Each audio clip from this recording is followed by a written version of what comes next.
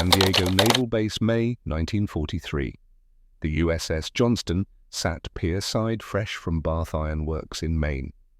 The paint still smelled new. She was one of 175 Fletcher-Class destroyers the United States was building to win the war in the Pacific. Commander Ernest Caldwell stood on her bridge reading the ship's operational manual. He was a lean man, all angles and edges, with the kind of face that looked comfortable squinting into weather. 34 years old, from Oklahoma. Dust Bowl survivor, his father had worked oil rigs when work existed. His mother had taught school. Neither had made it past 8th grade themselves, but they'd made sure Ernie learned to read. He'd joined the Navy at 18 because it beat starving, worked his way through the ranks, made Chief Petty Officer by 24, got selected for Officer Candidate School, earned his commission through sweat and night school, rather than Annapolis and family connections. Now he had his first command, a brand new Fletcher-Class destroyer, 376 feet long, 2,500 tons, standard displacement, 5 single 5-inch 38 caliber guns in enclosed mounts, 10 40mm Bofors in twin mounts, 7 20mm Oerlikon cannons scattered across the superstructure, and 10 torpedo tubes, 2 quintuple 21-inch mounts. That detail would change everything. That afternoon, Frederick Talbot climbed the gangway like a man who owned the pier.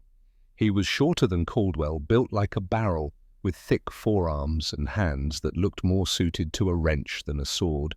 He'd grown up in Philadelphia. His father had been a Navy chief petty officer in World War I. Moose, everyone called him Moose, had called him Moose since his first day at Annapolis, where he'd played offensive line for the football team, had graduated in the middle of his class, and spent 15 years learning the unglamorous business of actually fighting ships.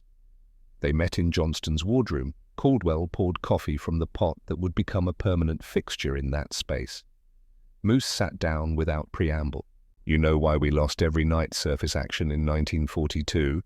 Caldwell sipped his coffee. "Japanese had better optics, better training, better torpedoes. That's what everyone says." Moose pulled out a notebook, flipped it open. "I say it's because we didn't believe in our own weapons."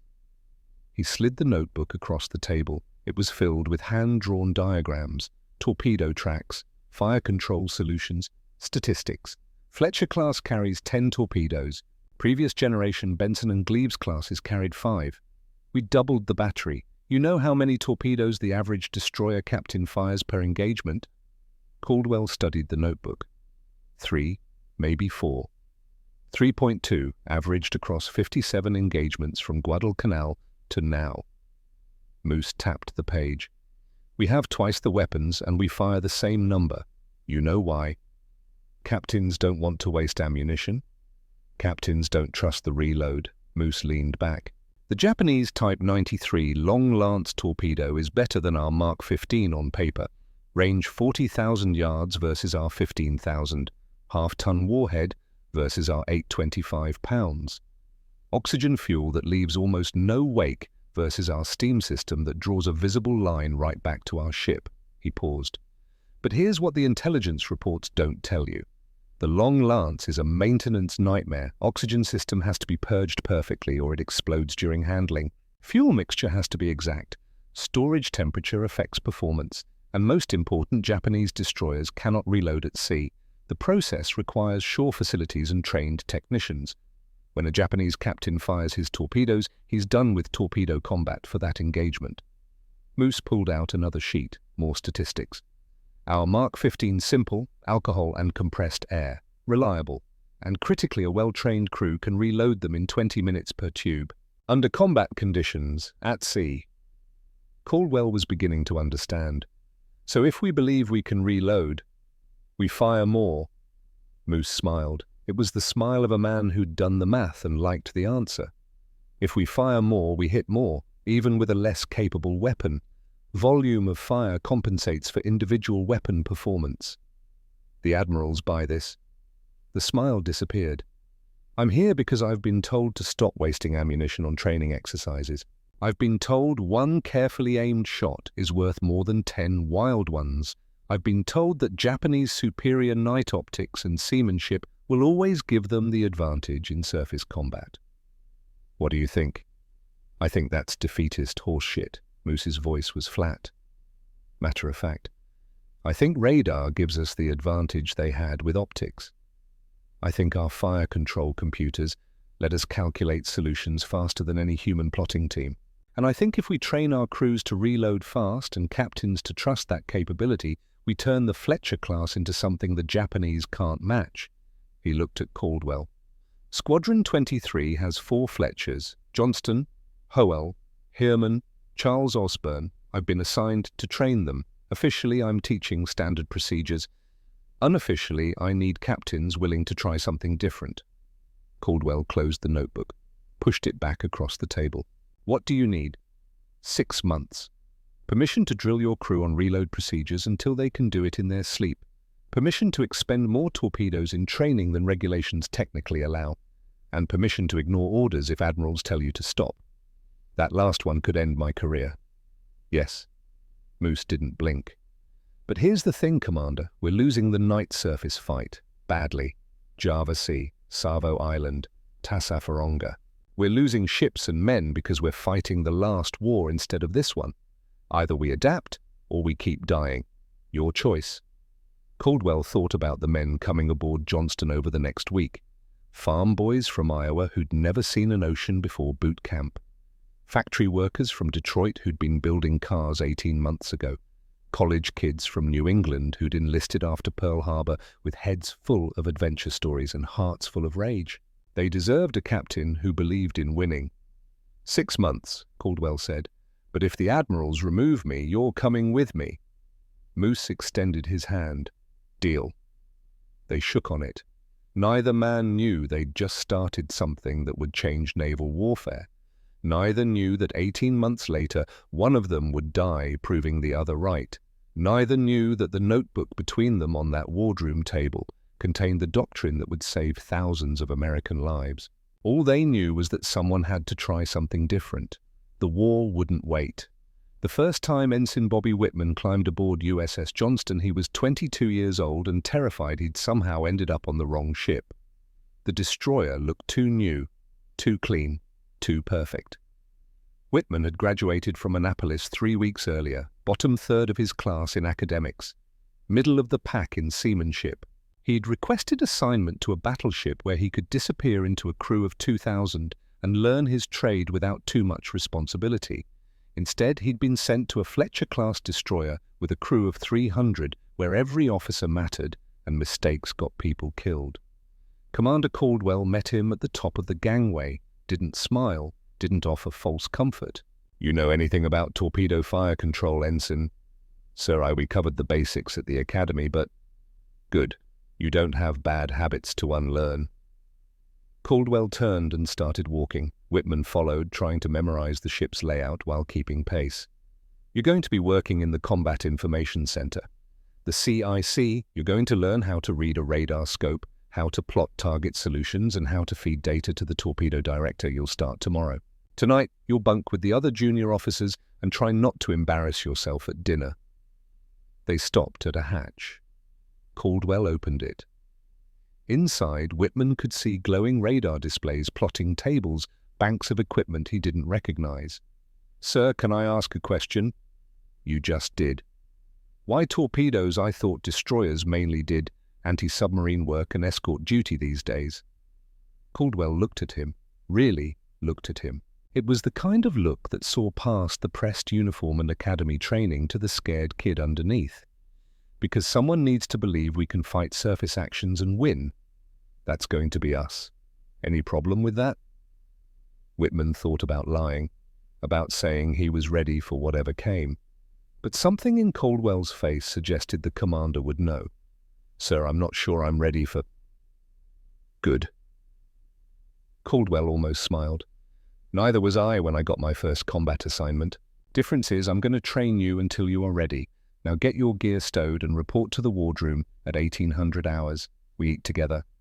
We train together. We're going to fight together. Might as well start getting to know each other. He walked away, leaving Whitman standing in the passageway with his sea bag and a growing realization that he'd just been assigned to something unusual. The training began 3 days later. Moose Talbot assembled the crews from all 4 destroyers on the pier at 0600. Morning fog rolled in from the Pacific. The men stood in rough formation, coffee-deprived, and wondering what fresh hell the Navy had devised for them. Moose didn't waste time with preamble. "Gentlemen, I'm going to teach you how to reload a 3,000-pound torpedo in the dark while people are shooting at you. When we're done, you're going to be able to do it in under 20 minutes. Some of you will get fast enough to do it in 15. The Japanese can't reload at all. That's your advantage. That's how we win." Questions? A hand went up. "Torpedo man second class," Moose pointed. "So regulations say we're not supposed to attempt reload during combat conditions. Too dangerous. Risk of explosion if—" "I know what regulations say. I helped write some of them." Moose's voice carried across the pier. "Regulations were written when we were winning. We're not winning anymore.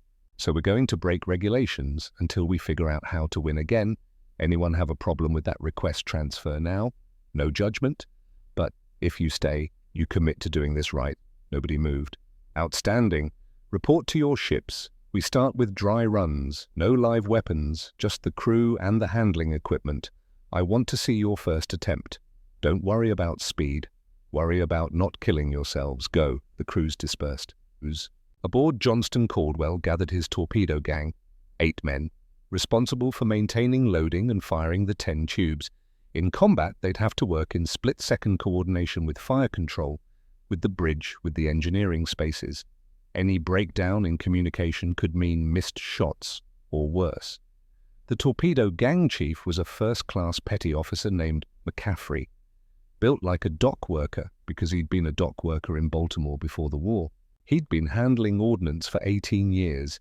He knew every way a torpedo could kill you if you mishandled it. "All right, listen up," McCaffrey said. "The commander and that Talbot fellow want us to reload these things during combat. Fine. Here's the problem. Each Mark 15 weighs 3,060 pounds. That's 1.5 tons of high explosive and propulsion system. We have to pull them from the ready racks, maneuver them to the tubes, load them, set the gyro angles, arm them, and do it while the ship is moving at 30+ knots and possibly taking fire." He paused.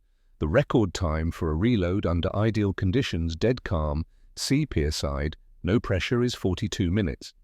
Commander wants 20. We're going to need to get creative." They started with the handling equipment.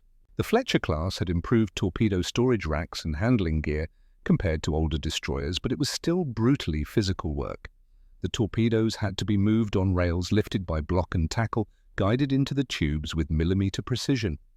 One mistake could jam the mechanism, or worse, drop a torpedo onto the deck where the impact detonator might have opinions about the situation. The first dry run took 90 minutes and nearly resulted in a dropped weapon when the handling gear slipped. McCaffrey stopped them. "Again, slower this time. I don't care if it takes 4 hours. I care that nobody dies." They ran it again and again. By the end of the first week, they could reload all 10 tubes in 70 minutes without killing themselves. Progress, but nowhere near combat ready. Whitman watched from the CIC. His job was to learn how the fire control system integrated with the torpedo director. The Fletcher-Class had a mechanical computer analog gears and cams that took input from radar target bearing, target speed, own ship's course and speed, then calculated firing solutions. It was ingenious engineering and completely alien to anything Whitman had studied at Annapolis. The fire control technician was a first class named Henderson, thin, nervous, with the kind of hands that belonged on a watchmaker. He treated the torpedo data computer like a religious artifact. "See these inputs?" Henderson pointed to dials and switches. "Radar gives us range and bearing. We estimate target speed by tracking how the range changes.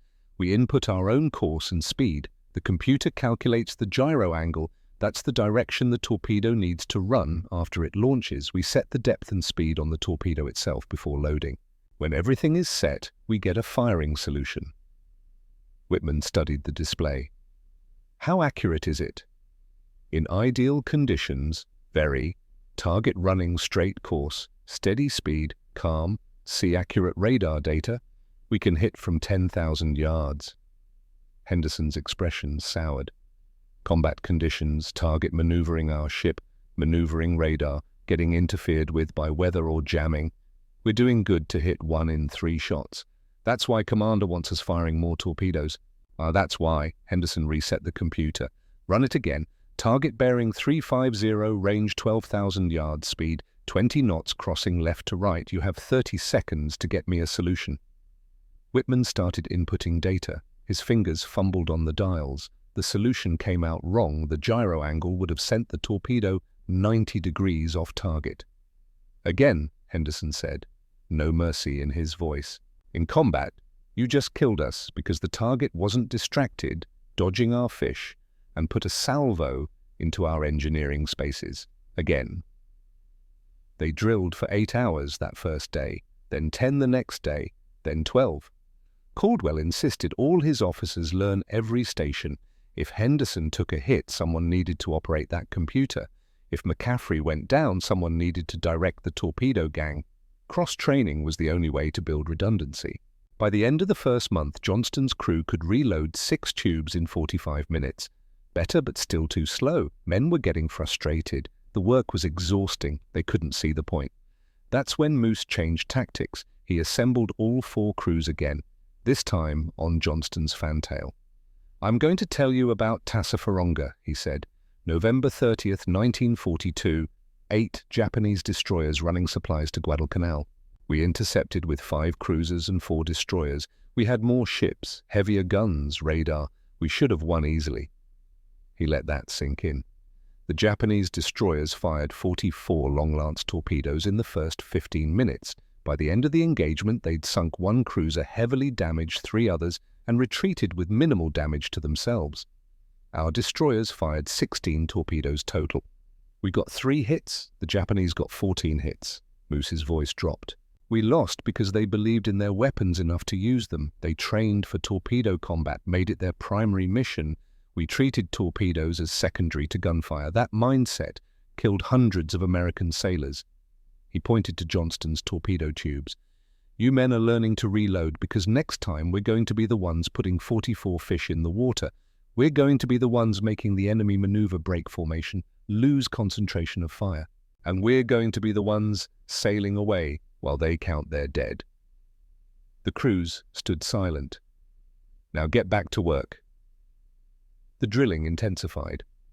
McCaffrey's torpedo gang worked on muscle memory, movements so practiced they could execute them in pitch darkness with the ship rolling in heavy seas. Henderson drilled the fire control teams until solutions came out in seconds rather than minutes. Caldwell took the ship to sea for live fire exercises. That's when things started to come together, and when Admiral Harrison decided to intervene. The live fire exercise was scheduled for July 15th. Johnston would steam to the weapons range 30 miles west of San Diego and fire 6 Mark 15 torpedoes at a target sled. Standard procedure, expensive, each torpedo cost thousands of dollars, but necessary training. Caldwell had other plans. He briefed his crew the night before. Tomorrow we're firing 6 torpedoes at the target. Then we're going to reload and fire 4 more. Total expenditure 10 weapons. That's going to raise eyebrows back at headquarters. So here's the story. We experienced a malfunction that required us to clear all tubes for safety inspection. The additional 4 launches were part of that safety protocol. Everyone clear. Nobody believed the cover story would work, but they nodded anyway. The next morning, Johnston steamed to the range. The target sled was a steel structure mounted on pontoons towed at 12 knots to simulate a ship underway. Whitman manned his station in the CIC. Henderson stood at the torpedo data computer. On the bridge, Caldwell watched the range close. Target bearing 295, range 14,000 yards, speed 12 knots, crossing left to right. Henderson's hands moved on the computer. Dials spun. The solution locked. Firing solution ready. Caldwell's voice carried through the fire control circuit. Fire tubes 1 through 5. 5 pneumatic hisses. 5 white wakes drawing lines across the water. Everyone waited. Nothing. No explosions. No hits. Caldwell didn't change expression. Fire tubes 6 through 10. 5 more weapons, 5 more wakes, 5 more misses. On the fantail, McCaffrey's torpedo gang was already pulling reload weapons from the ready racks. 18 minutes later, 4 tubes were reloaded. Fire tubes 1 through 4. 4 more attempts, 4 more misses, 10 torpedoes fired, 0 hits. The crew was silent on the ride back to San Diego. They'd trained for months, and when it mattered, they'd failed completely. Caldwell called a meeting in the wardroom that evening, every officer and senior enlisted. The space was packed, tension thick enough to cut. "Today was a disaster," Caldwell said. 10 shots, 0 hits. If that had been a real engagement, we'd have revealed our position, expended our armament, and accomplished nothing. He paused. "Tomorrow we do it again. Same drill. 10 weapons, and we keep doing it until we figure out what we're doing wrong." McCaffrey spoke up. "Sir, with respect, maybe Admiral Harrison was right.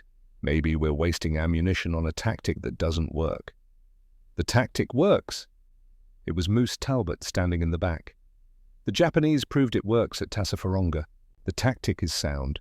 Our execution is the problem." He moved to the front, pulled out his notebook. "I watched the exercise. Here's what went wrong.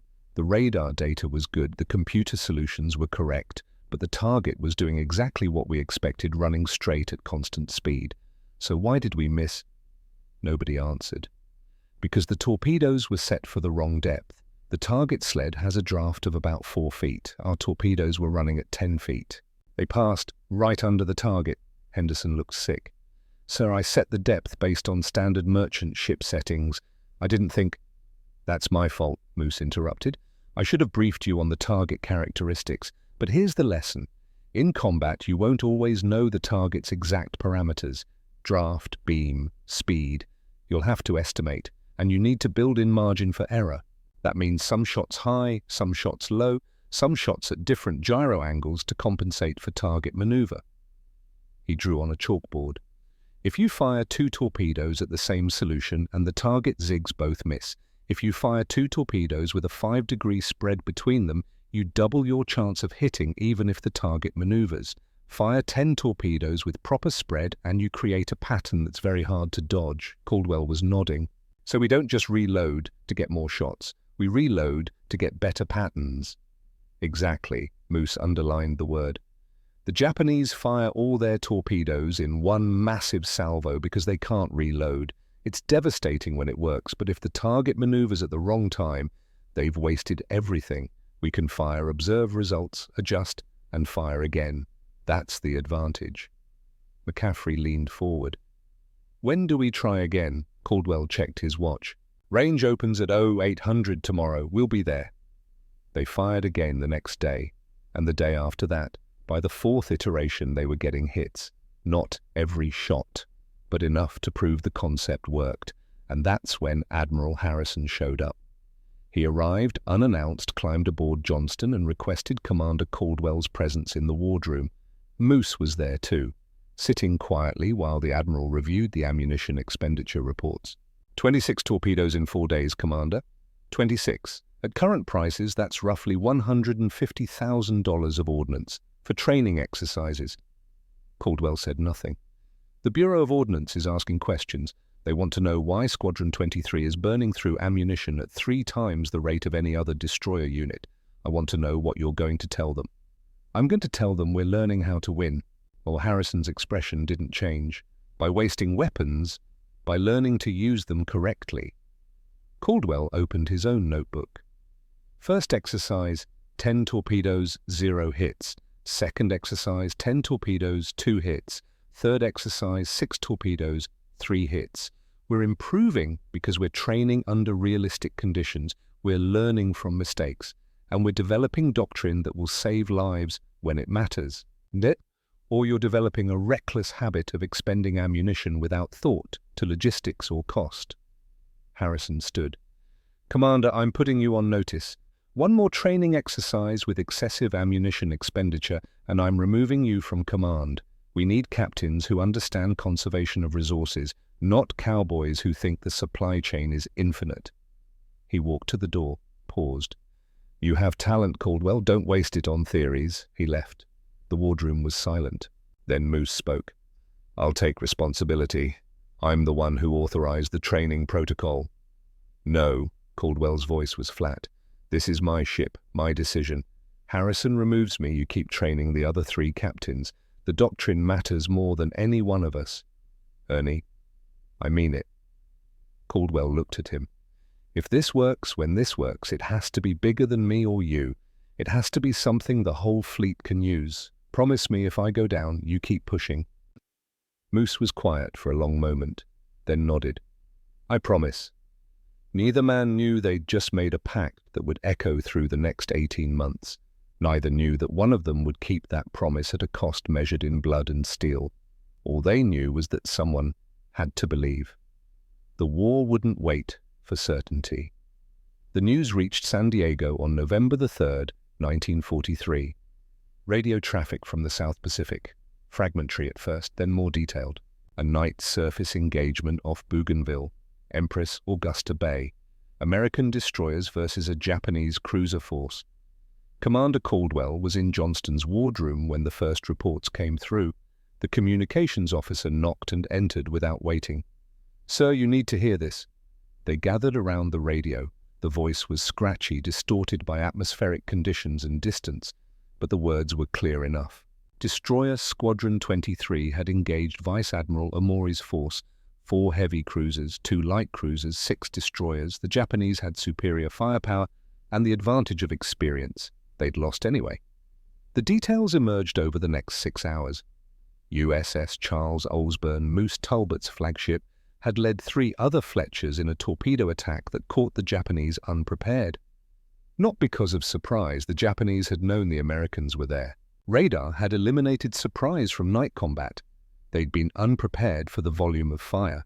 Charles Osborne and her division mates had fired 40 torpedoes in the first 20 minutes, then withdrawn under smoke, reloaded, and fired 20 more. 60 torpedoes from 4 destroyers. The Japanese formation had shattered. Light cruiser Sendai took 3 hits and sank within 8 minutes. Heavy cruiser Haguro suffered damage that would keep her in port for 4 months.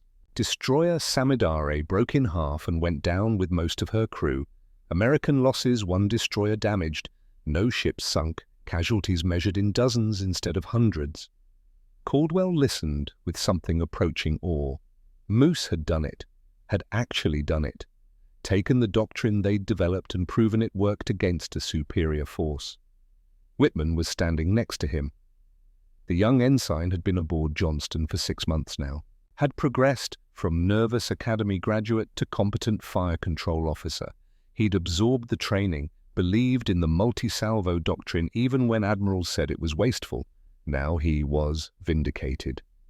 Sir Whitman said quietly, they fired 60 torpedoes. Yes. We've been training for this, we could do that. Caldwell looked at him, saw the transition happening in real time. The moment when theory became belief, when training became certainty. Yes, Caldwell said, we could. The recognition didn't come immediately. Admiral Harrison didn't call to apologize, didn't admit that perhaps Caldwell and Moose had been right. Instead, 3 days later, a new directive came down from Pacific Fleet headquarters.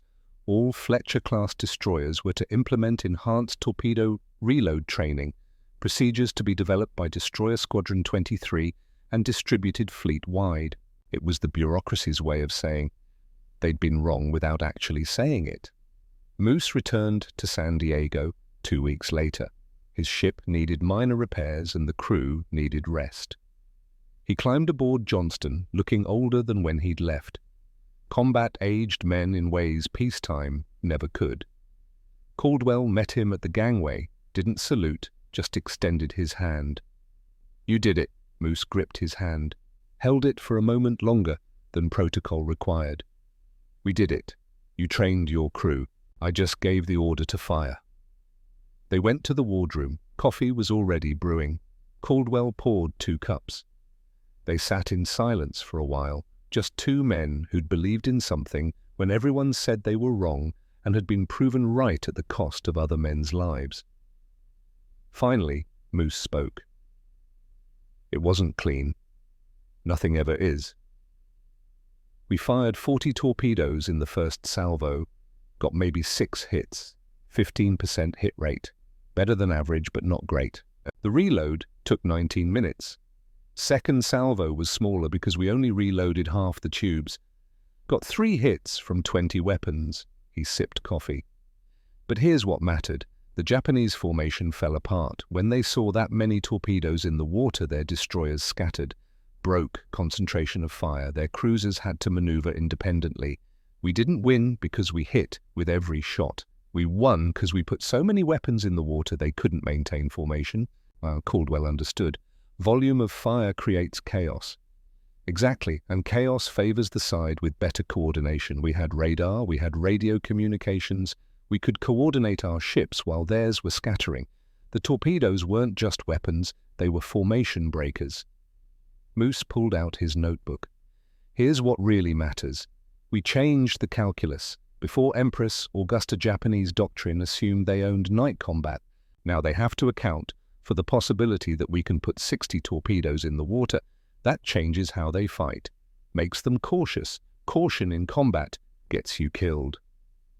Caldwell thought about that, about how belief in a weapon could be as important as the weapon itself.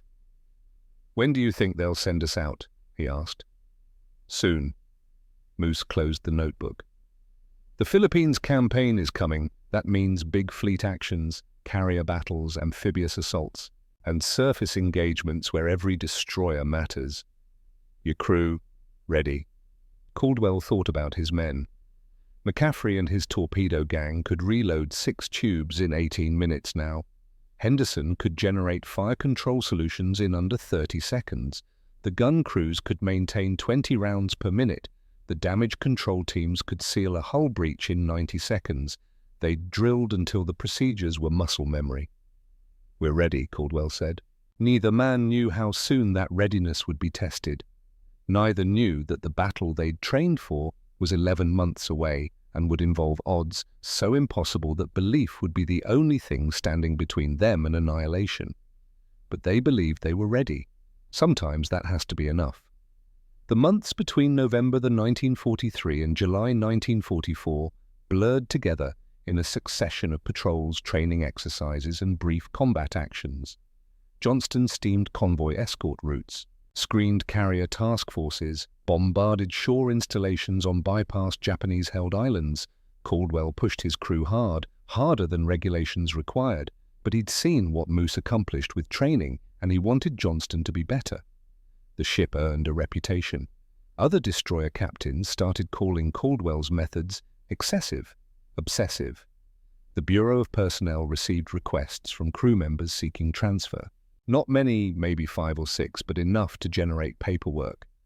Caldwell didn't care. The men who stayed were the ones who understood, who believed, and that mattered more than having a full complement of reluctant sailors. In July, they got their first real test. The Japanese sent a supply convoy through an area 200 miles from Johnston's patrol zone. 1 light cruiser, 2 destroyers, 3 transport ships carrying reinforcements and ammunition. Too far for the main fleet to intercept without leaving the carriers exposed. 3 destroyers were detached: Johnston, a Benson-class destroyer named Farley, and a Fletcher-Class ship named Morrison. Caldwell had tactical command. They made contact at sunset. The light was going golden and red across the water. Range was 14,000 yards when the radar made first contact. The Japanese were in column formation. Cruiser in the lead, 2 destroyers flanking, the transports behind. Textbook convoy arrangement. Caldwell had trained for this. Multi-ship torpedo attack with gun support. "All ships, this is Johnston. We'll take the cruiser with torpedoes. Farley and Morrison engage the destroyers with gunfire and torpedoes as targets of opportunity. Execute on my mark." He waited for acknowledgement. Got it from Morrison. Farley's response was slower, hesitant. Caldwell didn't wait. "Fire control solution on the lead contact." "Me," Henderson's voice came through calm despite what was coming. "Solution locked. Range 13,000. Target speed 16 knots. Recommend firing spread of 5 degrees. Fire tubes 1 through 5. 5 Mark 15 torpedoes leaped from their tubes and hit the water. 5 white lines pointing toward the Japanese cruiser. On the fantail, McCaffrey's gang was already moving, pulling reload weapons, the choreography they'd practiced hundreds of times. The Japanese cruiser saw the torpedo wakes, started to turn, but Caldwell had anticipated that. The 5-degree spread meant even if the cruiser turned hard, at least 2 torpedoes would still intercept. 13 seconds later, 2 explosions, orange fireballs against the cruiser's port side. 1 hit forward, 1 amidships. The ship staggered, slowed. "Reload status," Caldwell called. 14 minutes, McCaffrey's voice came back, breathing hard.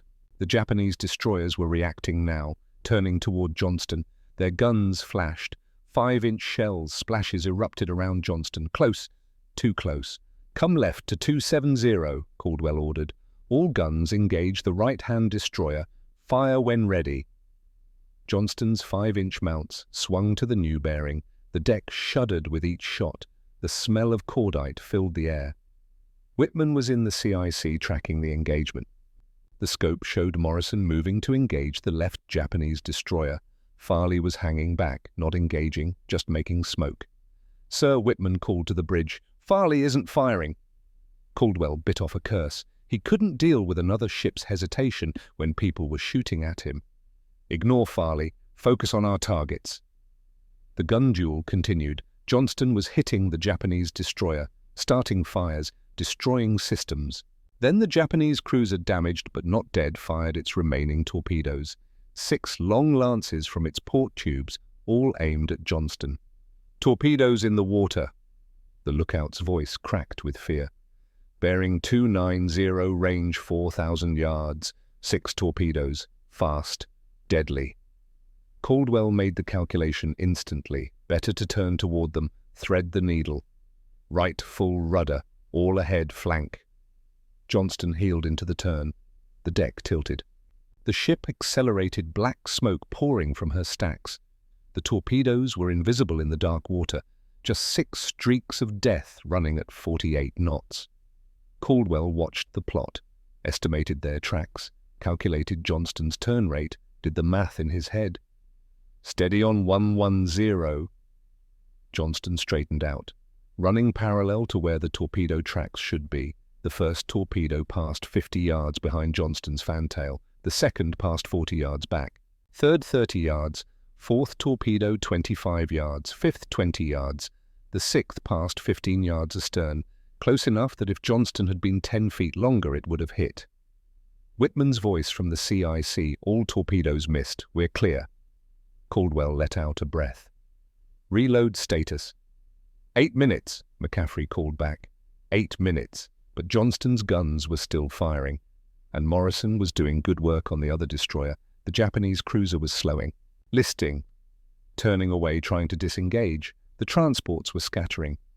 Sir Whitman called. "Morrison reports she's engaging the transports." "Good. Let Morrison handle the transports." "Reload complete." McCaffrey's voice. They'd done it in 8 minutes. Beat their training time. Fire tubes 1 through 4. 4 more torpedoes ran toward the damaged cruiser. The Japanese ship tried to maneuver, but it was slow, hurt. Only 1 of the 4 hit, but 1 was enough. The explosion gutted the cruiser's engine room. Steam vented into the sky. The ship's momentum bled away, dead in the water. "Cease fire on the cruiser," Caldwell ordered. "Engage the right-hand destroyer." Johnston's guns swung to the new target. The range was down to 8,000 yards now. They were hitting the Japanese destroyer, fire spreading. Then that destroyer's magazines cooked off. A massive secondary explosion lifted the ship's bow out of the water. When it settled back, the destroyer was broken, going down. Morrison reported the left-hand destroyer was sinking too. The transports were fleeing north. 2 were burning. The third was running dark. Caldwell checked his ammunition status. They still had plenty of shells. "Pursue the transport," he ordered. It took 40 minutes. Johnston ran it down at 30 knots, close to 6,000 yards, put a dozen 5-inch shells into it. The transport caught fire and the crew abandoned ship. By midnight, it was over. 1 cruiser sinking, 2 destroyers sunk, 3 transports destroyed. Not 1 Japanese soldier or bullet had reached the garrison. American losses. Johnston had taken one hit from a 5-inch shell. It had struck the forward deckhouse, killed 3 men, wounded 7. The damage was repairable. Caldwell filed his action report with cold precision, noted Farley's failure to engage, recommended the captain be relieved. What mattered was the proof. Johnston had fired 9 torpedoes, 2 salvos, gotten 3 hits, hit rate 33%, nearly triple the pre-Empress Augusta average. More important, the crew had performed flawlessly. Reload in 8 minutes under combat conditions, fire control solutions accurate, damage control teams had sealed the breach and fought the fires in minutes. They were ready. The test had proven it. 3 weeks later, intelligence reports started circulating. Japanese naval headquarters was issuing new tactical guidance. American destroyers were to be treated as primary torpedo threats. Formations were to maintain wider dispersal. Maneuver protocols were updated to account for multiple torpedo salvos from individual ships. The Japanese had learned the lesson. American destroyers weren't secondary threats anymore. They were primary combatants capable of sinking capital ships. Moose sent Caldwell a message, just one line: "They're scared. Keep pushing." Caldwell read it and smiled. Fear was a weapon too. If Japanese commanders were afraid of what a single Fletcher-Class destroyer could do, they'd fight cautiously, make mistakes. But there was a darker side to that fear. Scared enemies fought harder, more desperately. The next battle wouldn't be against a supply convoy. It would be against something bigger, stronger, more desperate. And it was coming soon. The intelligence about Japanese fleet movements in October suggested a major operation, multiple carrier groups, battleship forces, the kind of gathering that preceded something enormous. Caldwell briefed his crew on October 20th. They were 3 days from the Philippines, 3 days from Leyte Gulf. "We're going into a big fight," he told them. "Bigger than anything we've done. The Japanese are going to throw everything they have at us because they know if we take the Philippines, they lose the war. They can't resupply their forces, can't get oil, can't defend the home islands." He paused. "Let them absorb it. They're going to be desperate. Desperate enemies are dangerous, but we're ready. We've trained, we've fought. We know our ship and we know each other. When it comes, we'll do what we always do. We'll fight smart, fight hard, and we'll win." The crew believed him. Caldwell could see it in their faces. They'd proven the doctrine worked, proven they could execute under fire, proven they could reload faster than anyone thought possible. They believed. And belief, Caldwell had learned, was the most powerful weapon any ship could carry. On October 24th, Johnston steamed toward Leyte Gulf. The ship was clean. The guns were ready. The torpedoes were loaded. The crew was sharp. Everything was ready. The battle was coming. The night before the battle, Ernest Caldwell couldn't sleep. He lay in his cabin aboard USS Johnston, listening to the sounds of the ship. The ventilation system humming, the distant throb of machinery from the engineering spaces, the occasional footsteps of the officer of the deck making rounds, sounds he'd lived with for 18 months, sounds that had become as familiar as his own heartbeat. Tomorrow, they'd enter Leyte Gulf. The intelligence reports were clear. Japanese forces were converging from multiple directions. Admiral Kurita's center force was approaching through San Bernardino Strait. Battleships, cruisers, destroyers, the most powerful surface force Japan had assembled since Midway, and standing between Kurita and the invasion fleet was Taffy 3, 6 escort carriers, 3 destroyers, 4 destroyer escorts. The math was impossible. But Caldwell had stopped believing in impossible 18 months ago, when Moose Talbot had shown him that notebook full of diagrams and statistics and faith. At 0200 hours, Caldwell gave up on sleep. He dressed and went to the wardroom, found coffee already brewing, found Bobby Whitman sitting at the table, staring at a cup he hadn't touched. The ensign looked up. "Sir, couldn't sleep either." Caldwell poured coffee, sat down across from him. "What's on your mind, Bobby?"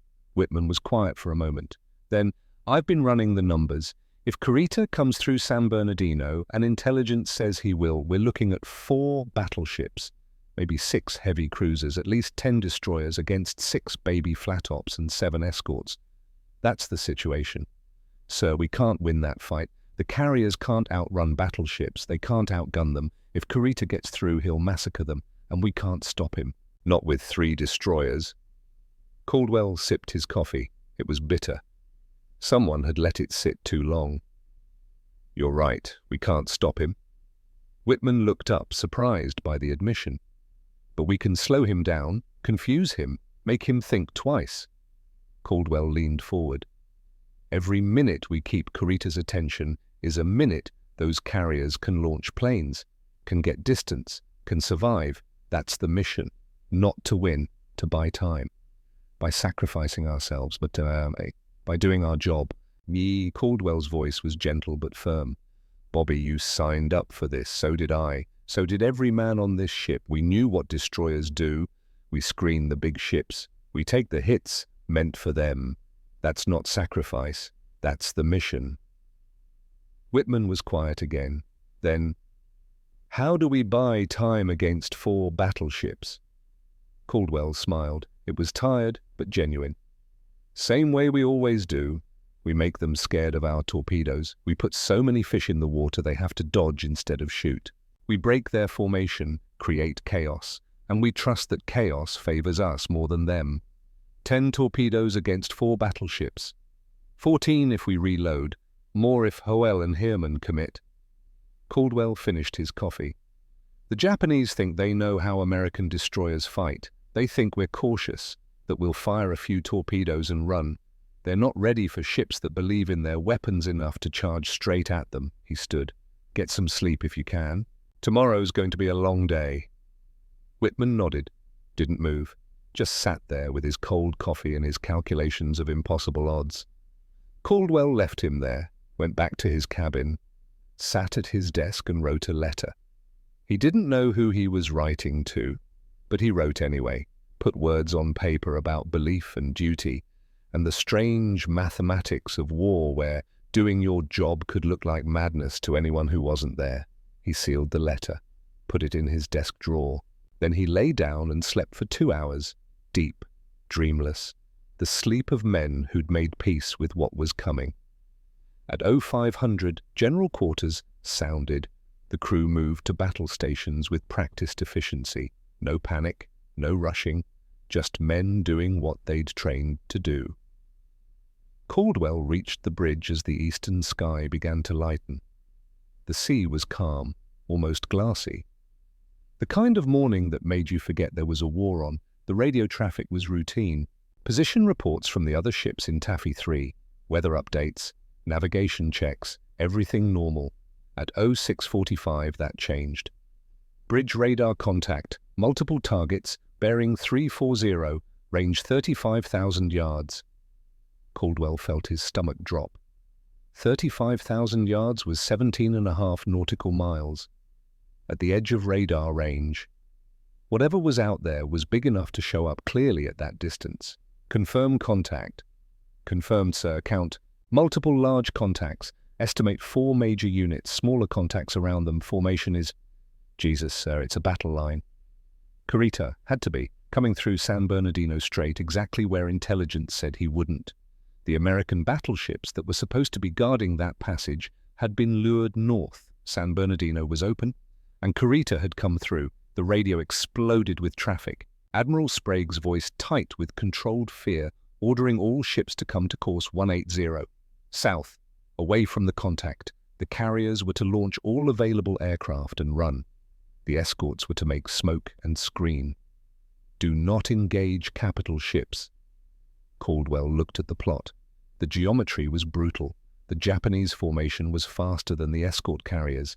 Yamato could make 27 knots. The baby flat-tops maxed out at 18. Maxed. Simple math said Kurita would overtake them in less than an hour, unless something delayed him. Caldwell turned to his officer of the deck. Sound general quarters, all hands to battle stations. The alarm was already ringing, but saying it made it real, made it official. This was happening. Sir, the OOD said quietly, Admiral's orders are to screen and retire. I heard the orders. Caldwell raised his binoculars. The Japanese formation was hull down, only the tops of their pagoda masts visible. But that was enough. Those distinctive structures that marked Japanese battleships, He could see them clearly now in the growing light. Yamato, the largest battleship ever built, and she was coming right at them. Caldwell thought about Moose's notebook, about 18 months of training, about the doctrine they'd proven at Empress Augusta and in that convoy fight, about the belief that weapons only mattered if you had faith enough to use them.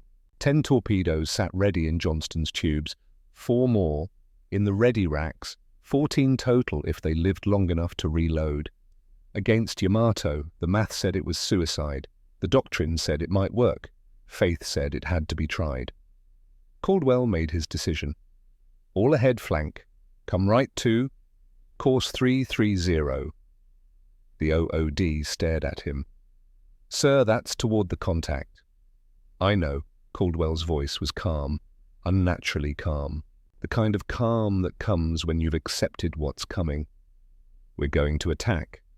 Sir, execute the order.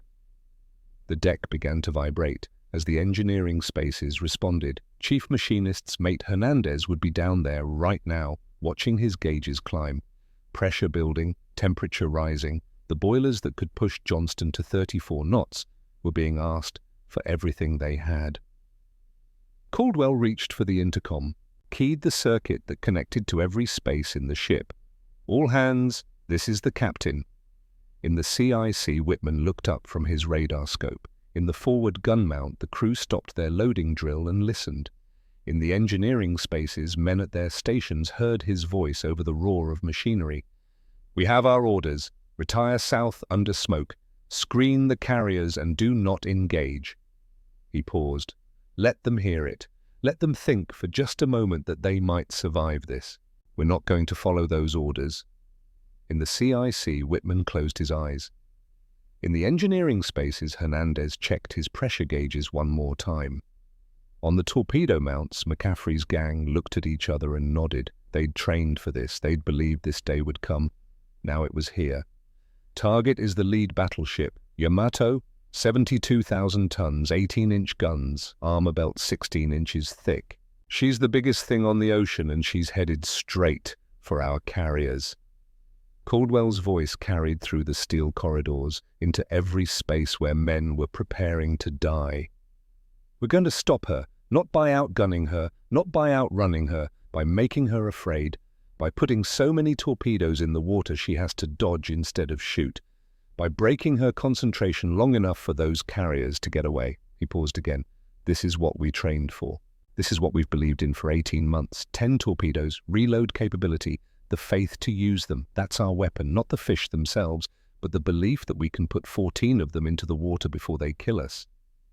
On the bridge, the OOD was executing the turn.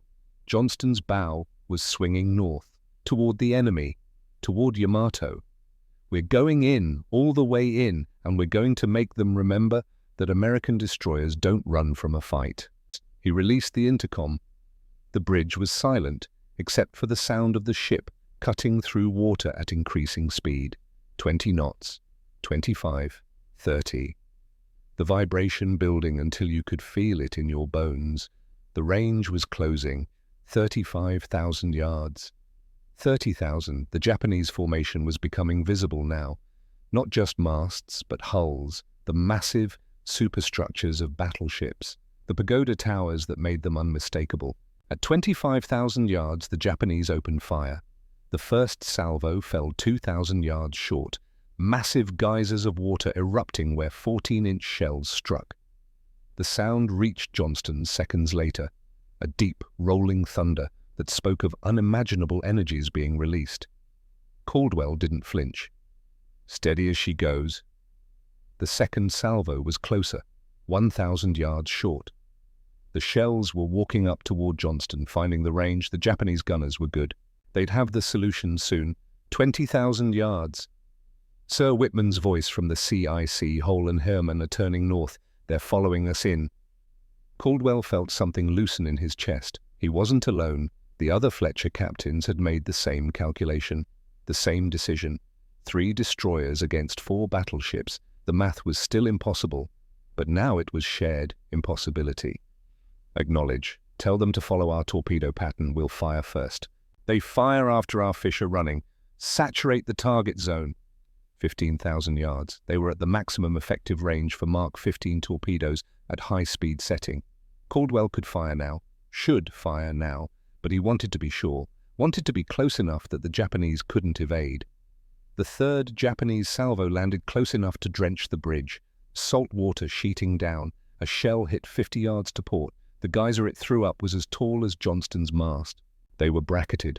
The next salvo would hit. Caldwell made himself wait, counting seconds, watching the range close, 12,000 yards. Fire control solution on lead battleship. Henderson's voice came back instantly, steady, professional. A man who'd trained so long the fear couldn't reach him during execution. Solution locked, range 12,000, target speed 22 knots, course 170, recommend 10 degrees spread, 10 degrees, wider than normal. But against a target that big with that much armored belt, you needed to guarantee multiple angles of impact. Make the Japanese guess which way to turn. Fire all tubes. The pneumatic system hissed 10 times in rapid succession. 10 Mark 15 torpedoes launched from their tubes, hit the water, their contra-rotating propellers bit. They settled into their runs, 10 white wakes drawing lines across the glassy sea, pointing straight at Yamato like accusing fingers. Hard left rudder. All guns commence firing. Make smoke. Johnston heeled into the turn. The 5-inch mounts swung toward Yamato. Started firing. The range was absurd, 18,000 yards for destroyer guns, but the point wasn't to hit. The point was to add to the chaos, to make the Japanese think about more than just torpedoes. Chemical smoke generators activated. Thick white smoke began pouring from canisters on Johnston's deck. The ship turned into her own smokescreen, disappeared. In the CIC, Whitman watched the radar plot. The 10 torpedo tracks were clear, running true. Convergence time, 45 seconds. On Yamato's bridge, lookouts spotted the wakes, shouted warnings. Admiral Kurita saw 10 torpedoes running toward his flagship from a single American destroyer, a destroyer that should have been running, that should have been screening the carriers, that was instead charging straight at the most powerful battleship afloat. Kurita made his decision. All ships emergency turn to port. Avoid torpedoes. Yamato's helm went over. 72,000 tons of steel began a ponderous turn to port, the massive ship heeling. Losing forward momentum, the battleship's 18-inch guns couldn't fire while maneuvering violently. The fire control solution was lost. The torpedoes passed astern. All 10 missed, but the mission was accomplished. Yamato was turning, opening range, breaking formation. The other battleships were maneuvering too. Some turning left, some right. The formation that had been a disciplined line was now scattered across 6,000 yards of ocean. And Kurita's attention was fixed on the destroyers, not on the carriers, on the 3 tiny ships that had charged his battle line. "Reload status," Caldwell called. 17 minutes, McCaffrey's voice came back, breathing hard. The torpedo gang was already moving, pulling weapons from the ready racks, wrestling 3,000-pound missiles into position, working with the desperate speed of men who knew the Japanese would recover soon. Johnston emerged from her smokescreen, turned back toward the Japanese formation. Her 5-inch guns kept firing, shells arcing across the impossible distance. Most fell short. A few hit. One struck heavy cruiser Kumano's superstructure. Started a small fire. Nothing critical, but visible, making the Japanese think about Johnston instead of the carriers. Hoel was charging in now. Commander Kintberger had his ship running at flank speed toward the Japanese line. His torpedo mount swiveled. Fire control solution locked. 10 more torpedoes hit the water, running toward heavy cruiser Haguro. The Japanese formation scattered further. Haguro turned hard to starboard, took one hit on her bow. The explosion blew off 30 feet of her forward section. The cruiser slowed, started to list. Heermann was next. Commander Hathaway brought his ship in from a different angle, fired his 10 torpedoes at heavy cruiser tone, forced the cruiser to maneuver, break concentration. 30 torpedoes in the water from 3 destroyers. The Japanese formation was chaos. Ships maneuvering independently, fire control disrupted. The concentrated broadside that should have obliterated the American carriers was scattered across 6 miles of ocean. But the Japanese were recovering. And they were angry. Battleship Congo locked onto Hoel, fired a full broadside. 14-inch shells. The first salvo straddled the destroyer. The second hit. Caldwell watched from Johnston's bridge, saw the flash, saw Hoel stagger. The destroyer was tough. Fletcher-Class could absorb punishment. But 14-inch shells from a battleship were beyond what any destroyer could survive. Hoel took 3 more hits in rapid succession. Her forward engine room was gutted. Power failed to half the ship. The destroyer slowed, started to list. Another salvo. This one hit the bridge. Commander Kintberger was killed instantly. The executive officer took command, kept the remaining guns firing, kept fighting even as his ship died under him. At 08:55, Hoel capsized, went down with most of her crew, 253 men. 86 would survive. The rest went down with the ship. Caldwell watched it happen. Watched good men die. Watched a sister ship, a ship that had trained with Johnston, that had proven the doctrine that had believed go down. And he kept fighting. Torpedoes reloaded, tubes 1 through 4 ready. 17 minutes. McCaffrey's gang had done it. Under fire, with their sister ship sinking, they'd done the job. Fire tubes 1 through 4, target Nagato.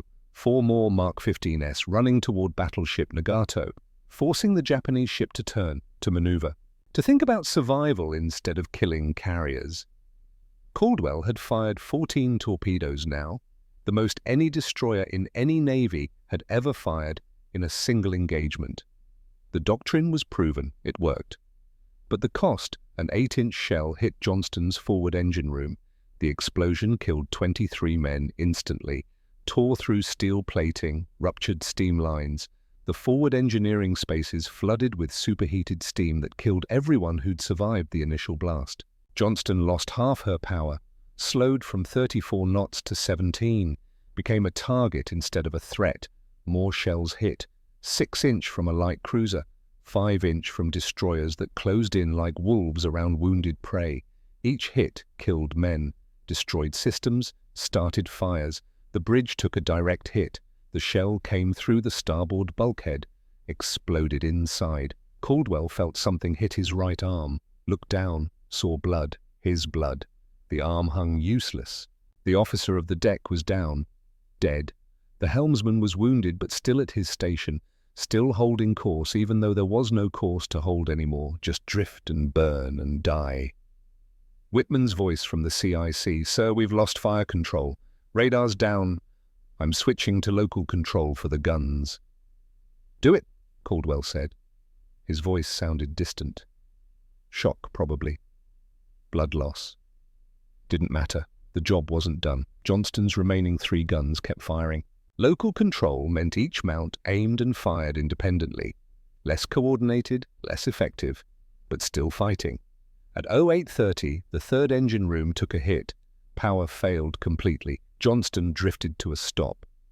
Dead in the water. The Japanese could have finished her then, should have. But Kurita was looking at his formation, at Haguro damaged, at his battleships scattered, at the American carriers escaping to the south with their aircraft launching to attack his forces. He made his decision.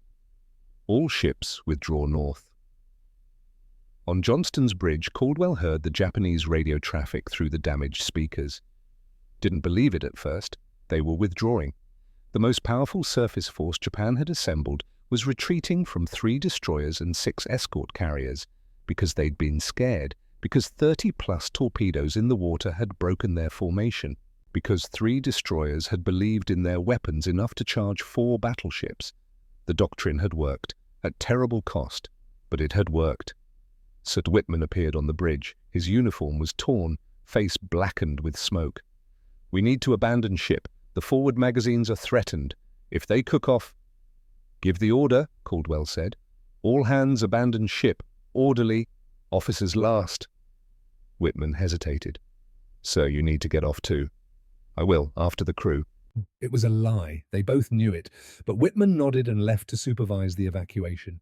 Men were already going over the side, into life rafts, into the water. The sea was calm. They had a chance. Not a good chance. They were 80 miles from land and the water was full of sharks, but a chance. Johnston was listing heavily now. 10 degrees to port. The fires were spreading. Damage control had given up. There was nothing left to save. Caldwell stood on the bridge and watched his crew abandon ship. Watched them go over the side in good order. No panic, no rushing, just sailors doing what they'd trained to do even at the end. He thought about Moose, about that first meeting in the wardroom 18 months ago, about the notebook full of diagrams and statistics and faith, about the doctrine that had seemed crazy to admirals but had just saved thousands of lives. He thought about the letter in his desk drawer, hoped someone would find it, read it, understand.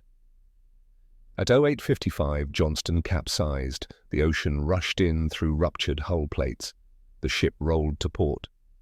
Kept rolling. Men still aboard jumped clear. Ernest Caldwell stayed on the bridge. His right arm was useless. Blood loss made him dizzy, but he stayed. The bridge went under. Cold salt water. Darkness. The sound of steel groaning as the ship died. Caldwell didn't fight it. He'd done his job. Bought time. Proven the doctrine. Saved the carriers. That was enough. The last thing he thought about was the 10 torpedoes. The weapons he'd believed in when no one else did. The faith that had turned mathematics into victory. Then the darkness took him. Bobby Whitman floated in the Philippine Sea with 77 other survivors. 186 were dead. But 78 lived because Caldwell had ordered abandoned ship in time. Rescue came 36 hours later. The Navy awarded Commander Ernest Caldwell the Medal of Honor posthumously.